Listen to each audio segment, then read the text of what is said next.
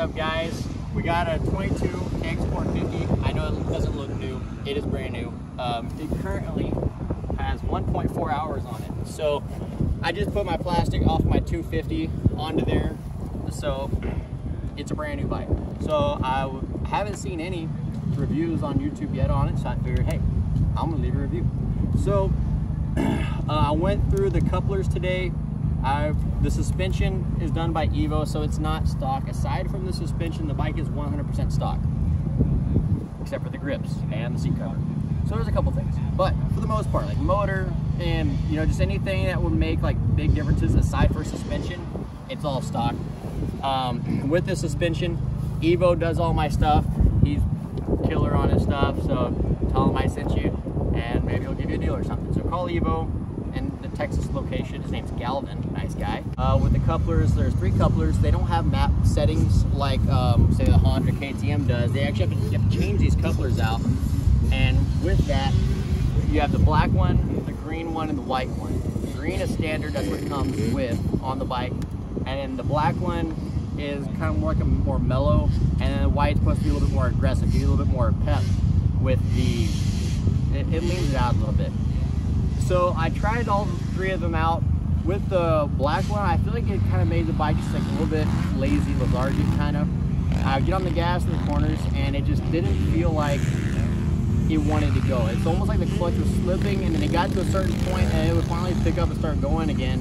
And it just didn't feel like I could charge through the corners the way I needed to. Now we're at 3 palms of the sand track, and had a pretty decent loam in some of the turns today. So if I was riding on like a hard pack, a clay track, and where there's some blue grooves and stuff, I could see the black coupler actually being really good for something like that. If you're riding in sand, anywhere where you need the hit, you need to get going, I don't think black is going to be the move. But like I said, if it's hard pack, I feel like it would be good for that. And we got some hard pack tracks in the area, so I'm going to be riding on those, and we'll get a feel. And I'm about to go to California. And so hit the notification bell so you can see what I'm doing in California. With the 22 Kx450, I think they did this in 21. I don't know what all.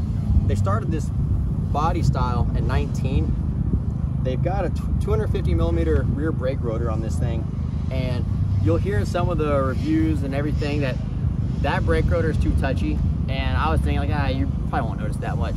Dude, this brake rotor sucks. So if you get one of these things, just take my word for it. Go ahead and just get rid of it right away. Like 240 millimeter, get that. That's what comes on the 250. And I've been on a 250 for the last year now on the Kawasaki's on 21 model. And man, on the rear brake, it feels like just none or 100%. That's how it feels when it's too high. So my pedal's adjusted where I like it, and I still feel like that. It's because of this rotor. The rotor, they say bigger rotor, bigger diameter, it's gonna make it a little bit more touchy, a little bit more grabby. Well, it's a rear brake. You're not supposed to be like super hard on the rear brake. It's more of a drag with rear. So I feel like whenever I use the rear with this 250 millimeter rotor, I feel like it's just, I touch it and it just locks. So it's really hard to modulate your rear brake coming into corners and like kind of drag it in some areas. So I'm definitely gonna end up getting me a 240 millimeter rotor for it. Now, with my suspension settings, like I said, Evo did the suspension on this thing, but as far as ride height and stuff like that goes, it still will translate over for the most part. So I've got the forks at 3 millimeters showing. I'm going to try some different stuff on that. I think maybe if I were to run it at maybe flush, I saw some different videos where people have different opinions on it. And again, I think it's track dependent and rider dependent. Both are factors to that. So like, if I'm riding a track that's got a lot of elevation, like if I'm out in California riding Glen Helen, I can see where you'd want to run it flush because you're going on those downhills and everything. But if you're on a track where you get high sand turns and stuff, I don't think you're going to want it flush. I think you're going to want it to be at that 3 millimeter where I've got it now. It's going to allow that front end to get in and kind of turn in for you. I was going to try running it flush today, but I was trying to get some other clickers set up, and I just didn't get to it, but I will get to it hopefully in the near future, and we'll get some more videos out for you guys doing some other part testing and bike testing and stuff. Like for the bar mounts, I didn't get to the bar mounts today, but that will be something I will try here in the near future.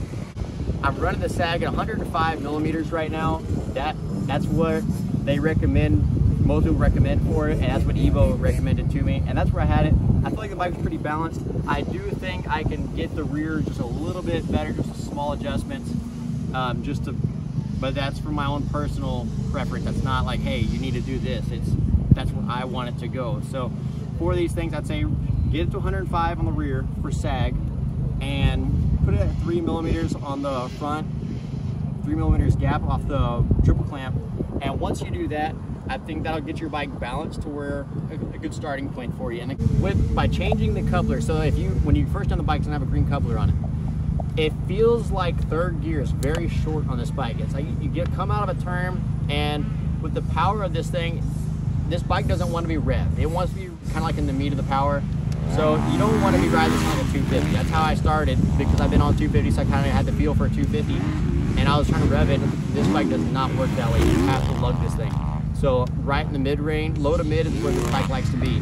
So on the green coupler, you're coming out of corner and it's like low. As soon as you get to mid, just signs off. There's no top in the third gear. So then you got to shift to fourth.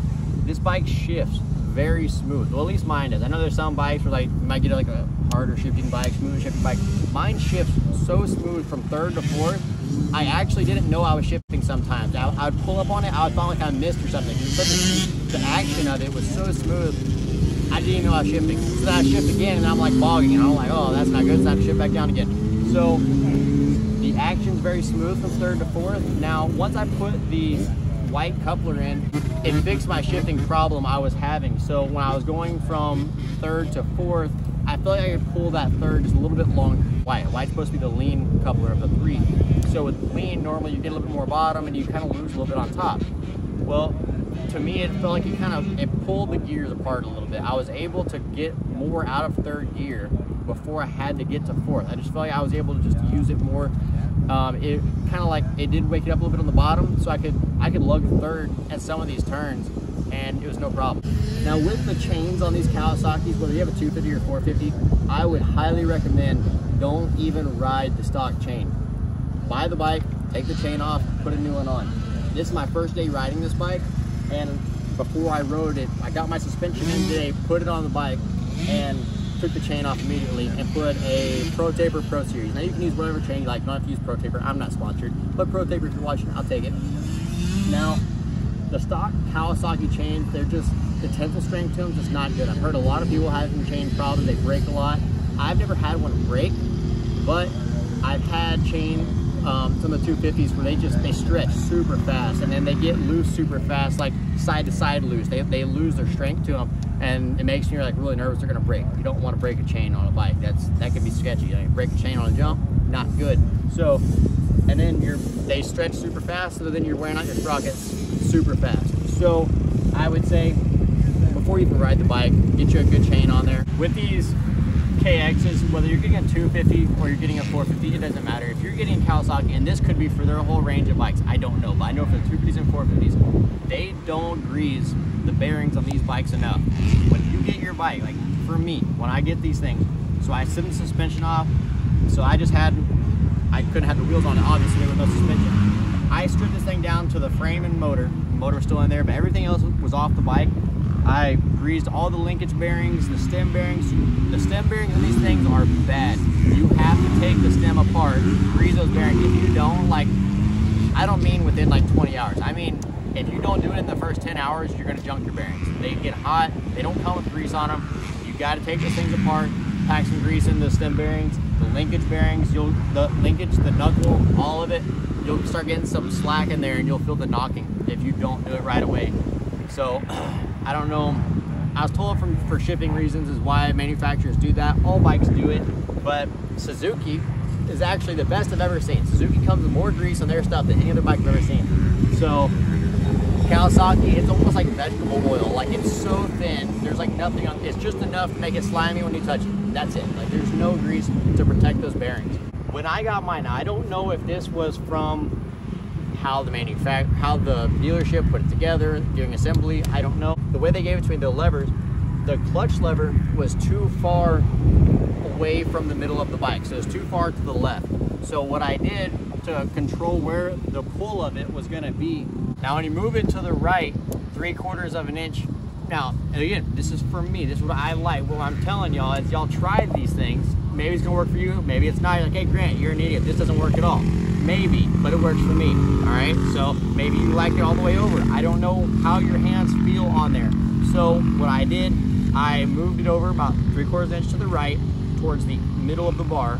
That where the bend in the lever is, it moved that to where my finger, instead of being on like over here in a bind, it slid the lever over. Now I can get more leverage. It's easier for me to pull the lever. These 450s, the 250 is not as bad. The 450 clutch is a little bit stiff on these, even though it's hydraulic, it is a little bit stiff. When you pull that into the middle, you're getting more leverage. Now I can pull it easier, I can pull it smoother. I don't feel like I'm working as hard to try and pull it. Now it has a little screw in there, a bolt that you can adjust, and when you adjust that, it's gonna change where the lever's at from where you're grabbing it. Now, what that's gonna do, not only it's changing where you're grabbing, it's also gonna change the feel of the clutch. So the same thing with the brake lever. Move it around side to side, find the point that works best, where that lever starts to bend out, get more leverage, less leverage. If you have too much leverage, you might be over braking. If you have not enough leverage, you might not be able to brake hard enough. So find where that spot works best for you, get that bolt to where it's set just right, and then that action of the lever is going to be better. So if you have the lever set too far into the bar, well, now your lever is going to be in a spot to where you just feel like it's squishy, like there's not a whole lot there. But if you pull it out and it's too far out, well, now it's going to feel like it's so touchy you don't even want to use it. So you got to find that happy medium, and what works best for you. Some people like a little bit touchier brake, some people like a softer brake. From the way it comes, if you have normal people hands like I do, that's what you want to do. Get that happy medium. You can get your finger adjusted just right, but also you're going to be changing the pull of the brake while you're at it. Now, these bikes come with a lot of slack in the throttle. Some people like it, some people don't. I don't. I like my throttle to be just right there. As soon as I hit it, I feel like if the throttle's not right there, then there's room where it's kind of like I'm at the top of the slack, and then I have to move it before the throttle hits and then go. So it's like I never know when the throttle's going to start. So I feel like if there's no slack, I know if my hand's moving, the throttle's moving. There's no area for error, I guess you could say, where the gas just isn't on. It's like 450's their premier bike, so they have better parts on it than the 250. I don't want to say better, but like different. The 450 comes stock with Showa suspension. 250 comes stock with KYB suspension. Some people like KYB over Showa. I will say they are a different feel. I'm not saying one's necessarily better or worse than the other, but they're definitely different. So like when I went on the track, Evo did my stuff, my 250, KYB stuff, and then I was expecting it to be pretty similar. Completely different feel on the track. Now the forks are bigger. I want to say these are 49 millimeter. I think the 250 was 48. So these are a bigger fork as well. So that's going to be a little bit more rigid. Now with the Kawasaki's, they come very suited for you. They're very adjustable. So like with this, the peg mount, you can change the peg mount to be, you know, higher, lower. I don't know what the exact offset number is, but you can lower your foot pegs with the foot peg mount on the Kawasaki's. Also with the handlebars and your triple clamps, you can change your bar mount position. There's 4 positions.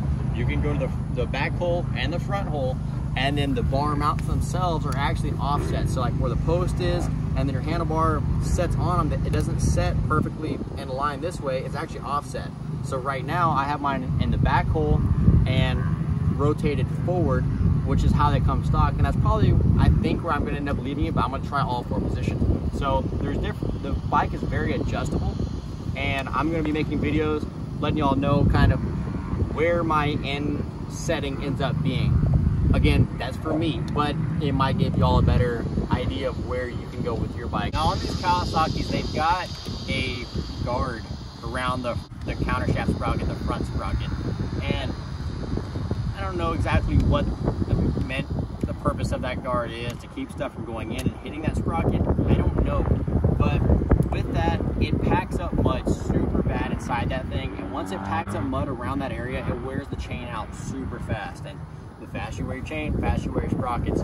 So on my bike, I have actually cut, there's aftermarket ones you can get. I don't know the exact brand, but you can get aftermarket ones. For me, I just got a razor blade and kind of just sliced on it long enough, and I shaved it down long enough. Now you can't just take it off completely, but I haven't had this problem because I leave it on there, but I have been told where the slave cylinder comes out for the hydraulic clutch, where it comes out, your boot can hit that and break it I haven't done it, but that's because I leave the guard on there. I cut it, and I got it to where if there's mud or whatever, it's not gonna get bunched up in there. It can go somewhere else, right? So when you leave it and it's covering it, mud comes across that chain and it packs in there, and it's super hard to wash out.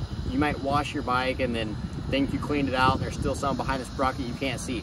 You take that guard off or you shave it down the way I have on mine, you're gonna be able to get to it a little bit easier. So that's it for my 22 Kx450 first impression. The bike rides great.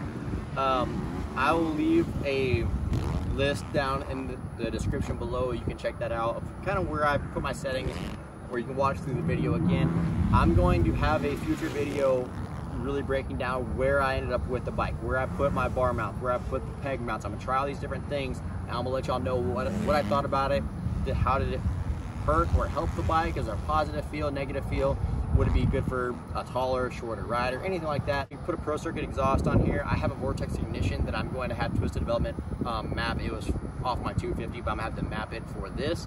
My goal, it's a 450, it's fast. My goal is just smooth out that power, make it very usable. So once you get the Pro Circuit on there, obviously it's gonna look better. The stock muffler that comes on these things is huge, so big, don't like it at all. So I'm gonna get the Pro Circuit on there, that's gonna make it look a lot better. And then get that Vortex on there, map for everything, and it's gonna make the bike, my goal is to make it more usable. So right now it's a very usable power, it feels good. The bike likes to be lugged, it likes to be ridden in the bottom of the mid-range. I want to try and keep that kind of in the mid-range. That's where I like to ride. I like to ride kind of at the top.